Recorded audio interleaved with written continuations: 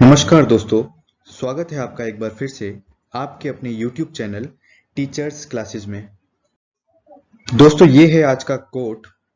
Failure is not the opposite of success, it's part of success. असफलता सफलता के विपरीत नहीं, यह सफलता का हिस्सा है। आज प्लांट एनाटॉमी की क्लास 5 है, जिसका टॉपिक है रूट एपिकल मेरिस्टेम। पिछली क्लासेस में हमने शूट एपिकल मेरिस्टेम के बारे में पढ़ा था, उसकी थ्योरीज को पढ़ा था।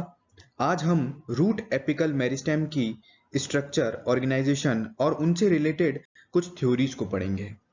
इससे पहले हम आपको कुछ बताना चाहते हैं।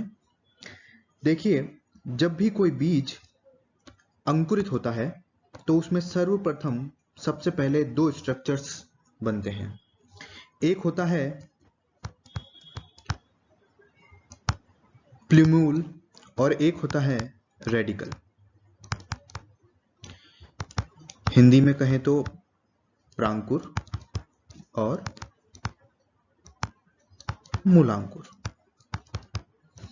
अब अगर आप दोनों ही नामों को ध्यान से देखें तो प्रांकुर प्ररोह का निर्माण करता है और रेडिकल या मूलांकुर मूल का निर्माण करता है।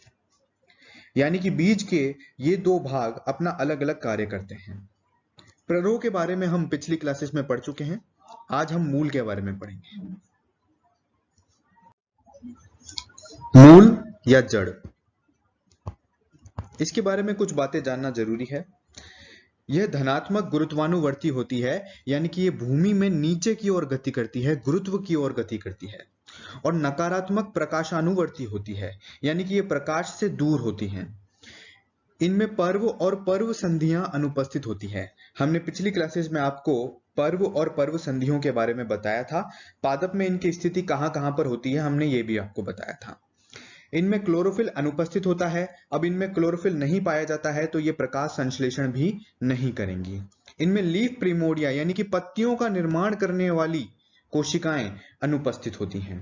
इनमें पार्श्व जड़ें परिरंभ से एंडोजीनसली उत्पन्न होती हैं, यानी कि उसके आंतरिक भाग से उत्पन्न होती हैं। पेरिसाइकिल जो है उसके आंतरिक भाग से उत्पन्न होती हैं। देखिए दोस्तों, ये जड़ों के बारे में कुछ नॉर्मल कैरेक्टर्स हैं जो आपको ध्यान होने बहुत जरूरी है। अब बात करते हैं theories for organization of root apical meristem, यानी कि जो हमारा मूल शीर्ष विभज्योतक है उसके संरचना को समझाने के लिए कौन कौन सी थ्योरीज दी गई हैं। अगर आप शूट एपिकल मेरिस्टेम और रूट एपिकल मेरिस्टेम इन दोनों की थ्योरीज को पढ़ेंगे तो इन दोनों की थ्योरीज में ज्यादा अंतर नहीं है। दोनों की थ्योरीज ऑलमोस्ट सेम है, बस शूट एपिकल की जगह आपको रूट एपिकल करना है। लेकिन कुछ ऐसी थ्योरीज हैं जो अलग अलग दी गई हैं, तो हमें उनके बारे में डिटेल में पढ़ना जरूरी है। सबसे पहली थ्योरी है एपिकल सेल थ्योरी, जो कि नागेली के द्वारा 1885 में दी गई थी। हमने शूट एपिकल मेरिस्टेम में इस थ्योरी के बारे में पढ़ा था। इस थ्योरी में बताया गया है कि किस प्रकार से एक सिंगल सेल से पूरी प्लांट बॉडी का निर्माण होता है।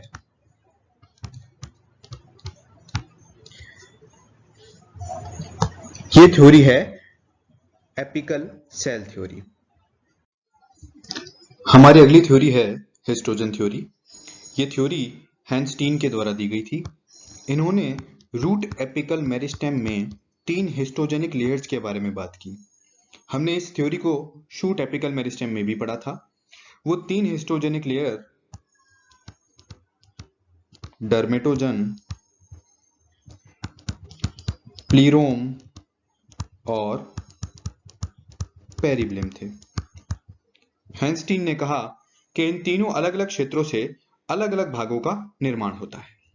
इसी प्रकार से एक और थ्योरी आती है हैबरलैंड की थ्योरी, जो कि 1914 में हैबरलैंड ने दी थी।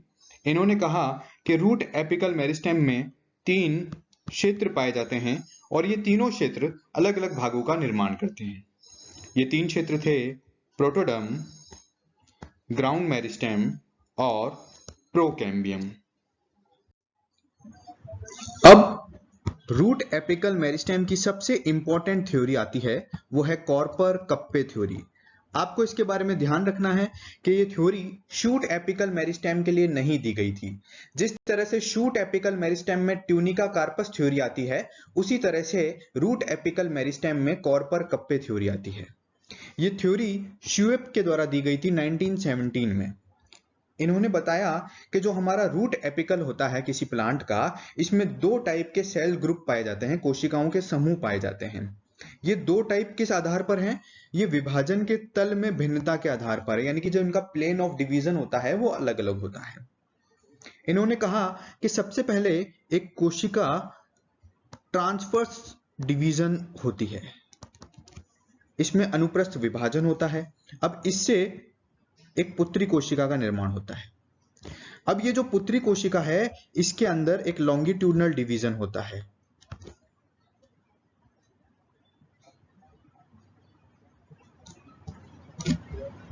कुछ इस प्रकार से,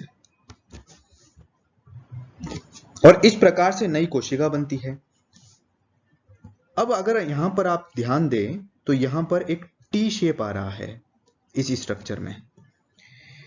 इन्होंने इस प्रकार के विभाजन को टी सीक्वेंस विभाजन कहा, क्योंकि यहां पर एक टी की आकृति बन रही थी।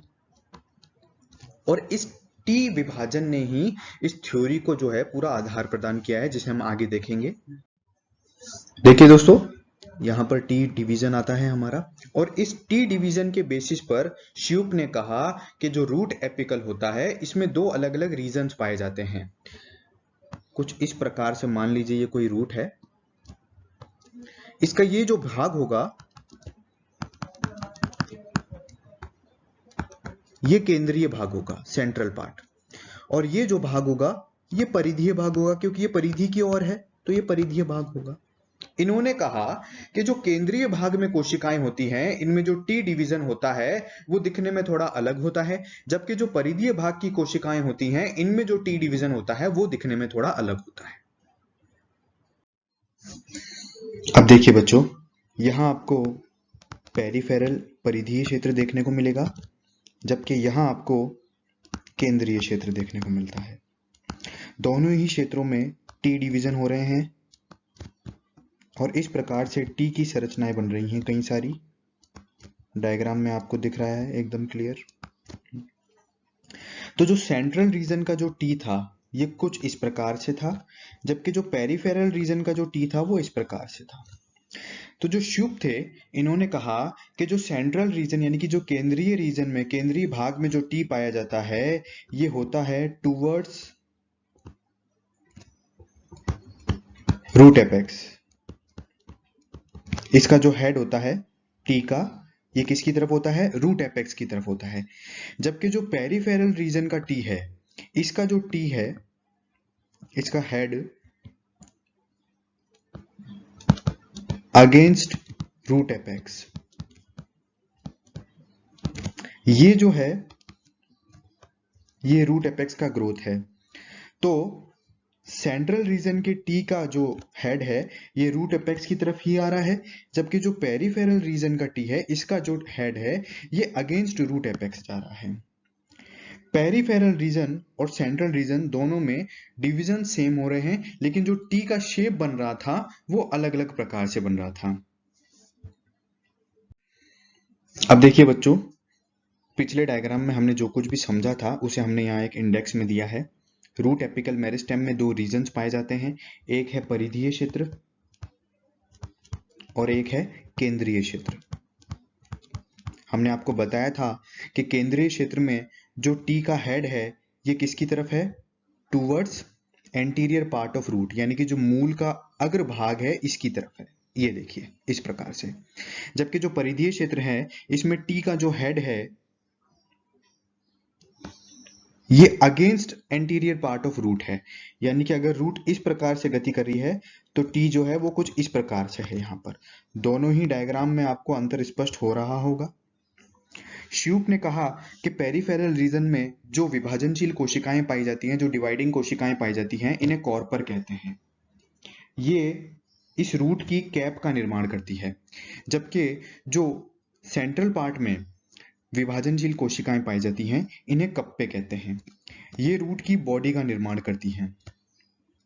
इस प्रकार से श्यूप ने अपना कॉर्पर कप्पे सिद्धांत दिया।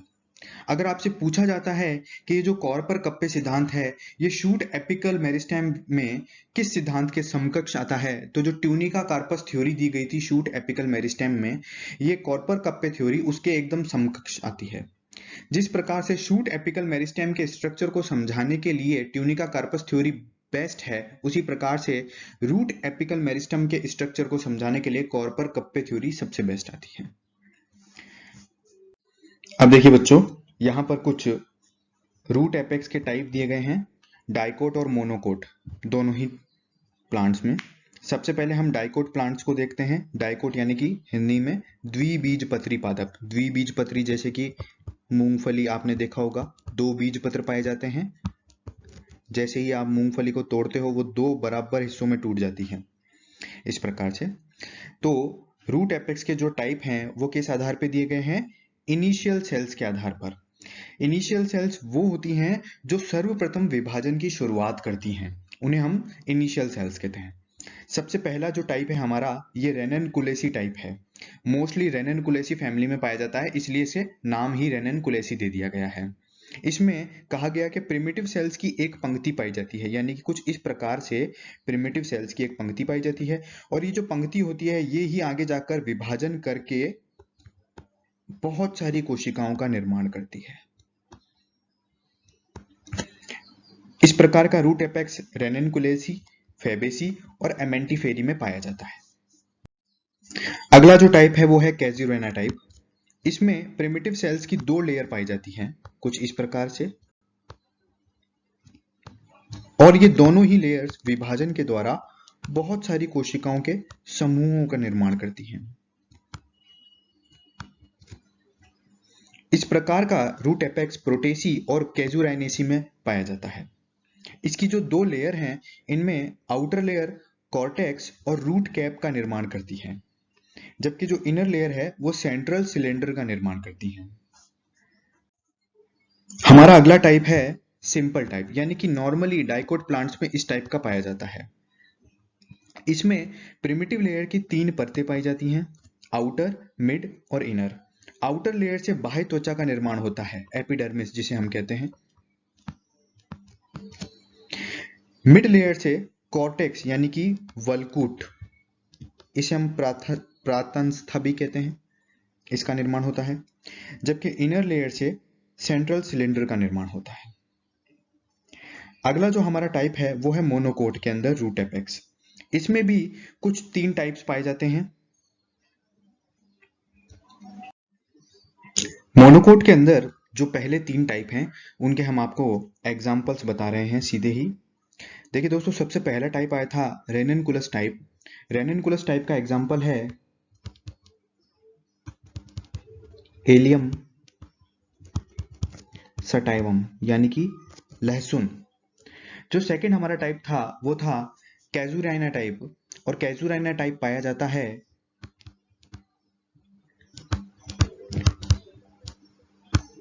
हेमेंथस कॉक्सिनियस फुटबॉल लिली में।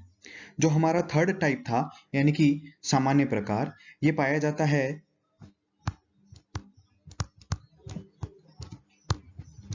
जिफाई रैंथस ट्यूबिस पाथा, यानी कि लिली में। इसमें एक और टाइप पाया जाता है जिसमें प्रिमिटिव लेयर्स की 4 परतें पाई जाती है, और ये टाइप पाया जाता है मक्के के अंदर। अब दोस्तों, एक और इंपॉर्टेंट टॉपिक यहां पर आता है, वो है क्विसेंट सेंटर, यानी कि शांत बिंदु क्या है। देखिए दोस्तों, जो हमारी रूट होती है, अगर आपको पीछे जो डायग्राम हमने दिया है वो याद है, तो इस रूट के अंदर कुछ अक्रिय कोशिकाएं होती हैं, निष्क्रिय कोशिकाएं पाई जाती हैं। ये जो निष्क्रिय कोशिकाएं होती हैं एक कप के शेप में होती हैं। ये क्षेत्र जो होता है ये शांत बिंदु कहलाता है, क्योंकि इसमें किसी भी प्रकार का विभाजन नहीं होता है। इस वजह से इस क्षेत्र को शांत कहा गया है, इसमें किसी भी प्रकार की हलचल नहीं पाई जाती है। शांत बिंदु की अवधारणा क्लोवर के द्वारा 1956 में दी गई थी। अगर आपसे पूछा जाता है कि किस पौधे में सर्वप्रथम देखा गया, तो मक्के के पौधे में सर्वप्रथम देखा गया था।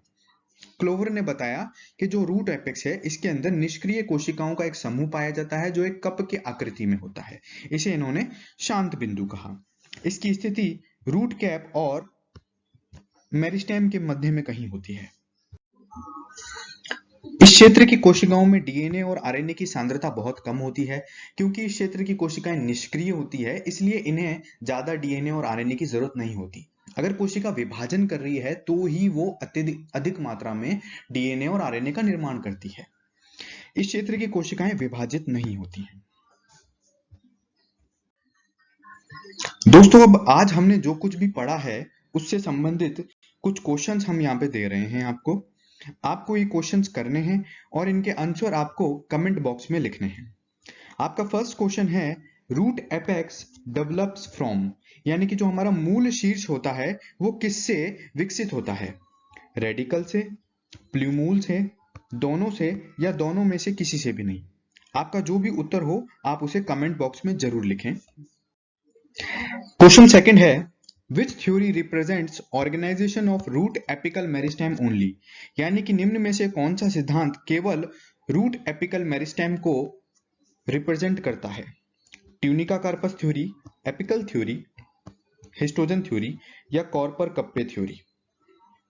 आपका जो भी जवाब है आप उसे कमेंट बॉक्स में जरूर लिखें। दोस्तों, उम्मीद करते हैं आपको आज की क्लास पसंद आई होगी। अगर आपको आज की क्लास पसंद आई तो इसे ज्यादा से ज्यादा शेयर करें, लाइक करें, और अगर आपने अब तक सब्सक्राइब नहीं किया है तो जरूर सब्सक्राइब करें। दोस्तों, अब हम अगली कक्षा में मिलेंगे। तब तक के लिए धन्यवाद।